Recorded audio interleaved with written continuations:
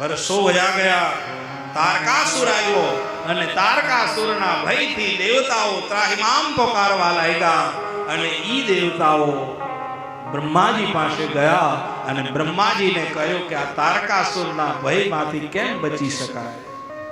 ત્યારે બ્રહ્માજી કહેવા લાગ્યા કે આમાં એક જ વાતે બચી શકો, તમે શિવજીને ત્યાં કાર્તિકજીનો જન્મ થશે અને ઈ જ કાર્તિકજી તારકાસુરને મારશે. દેવતાઓ કે પણ હજી લગ્ન નથી થયા તો કાર્તિકનો જન્મ કેમ થાય? તો કે લગ્ન કરવા માટે શું કરવું? તો કે શિવજી સમાધિમાં છે. દેવતાઓ કે કામ કરીએ, સમાધિ તોડાવી નાખીએ. સ્વાર્થી દેવતાઓ પોતાનો સ્વાર્થ સાધવા માટે શિવજીની સમાધિ તોડાવવા તૈયાર થયા. કામદેવને મોકલી અને શિવજીની સમાધિ તોડાવી. આમ જ્યાં દ્રષ્ટિ કરી ત્યાં તો કામદેવ બળી ભસ્મ થઈ ગયા. દૂર ઉભેલા દેવતાઓને આમ નજીક બોલાવ્યા. મહાદેવ શિવજીએ કહ્યું દેવતાઓને, મારી સમાધિ શું કામ તોડાવી?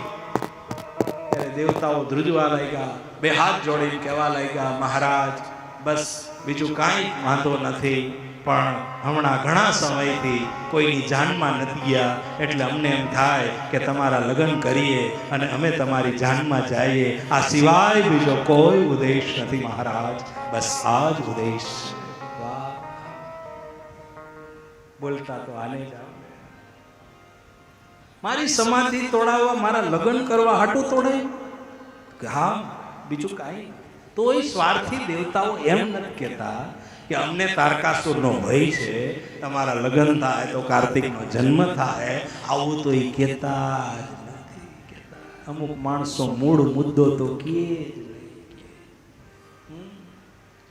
જ નહીં.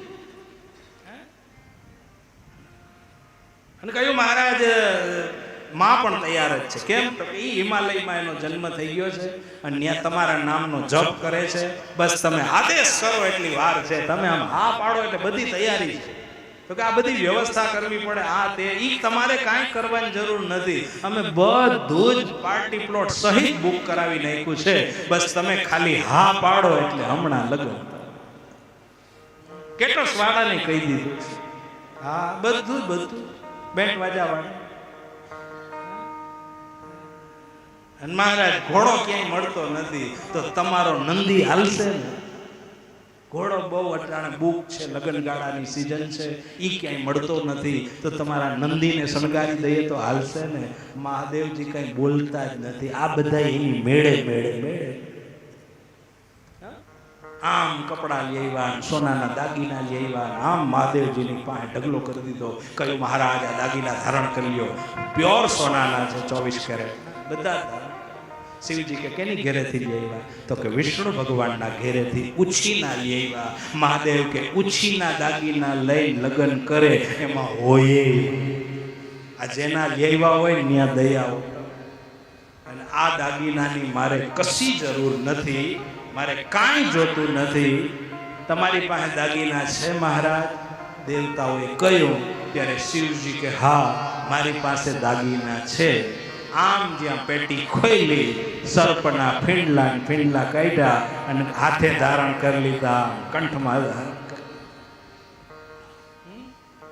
આ દાગીના ખોવાય નહીં, ખોવાય તો કોઈ લઈ નહીં. કેવી ઉપાધિ વગર.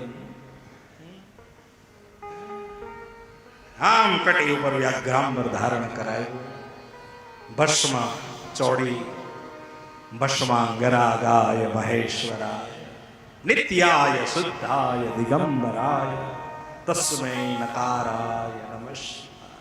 મહાદેવને તૈયાર કર્યા. દેવતાઓ કે મહારાજ આ જટાયુનું શું કરશું? તો કે જટા તો રહે હો ભાઈ, લગ્ન કરવા હોય તો કરો, નહીતર કાંઈ નહીં.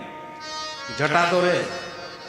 આમ જટાને આમ ગોળ ગોળ વીટી દીધી એટલે મુગટ જેવું થઈ ગયું. અને એમાંય પાછો ચંદ્ર બિરાજે એટલે ત્યાં ચમકે. હવે ચમકવાળો મુગટ ક્યાં ગોતવા જાય તો ન મળે. અને એમાંથી પાછા ગંગાજી નીકળે એટલે રસ્તામાં કોઈ તરસ લાગે તો ખોબો ભરી પી લે. એ ઉપાધિ નહીં. આમ કહો તૈયાર કર્યો, નંદીને તૈયાર કર્યો. બધા વરરાજા ઘોડા ઉપર બેસી જાય, આ નંદી ઉપર જાય. આ અલગ છે. આનો અર્થ એમ થાય કે નંદી એ ધર્મનું પ્રતીક છે અને ધર્મને લક્ષ્યમાં રાખી અને જે લગ્ન કરે ને એના લગ્ન સફળ થઈ જાય.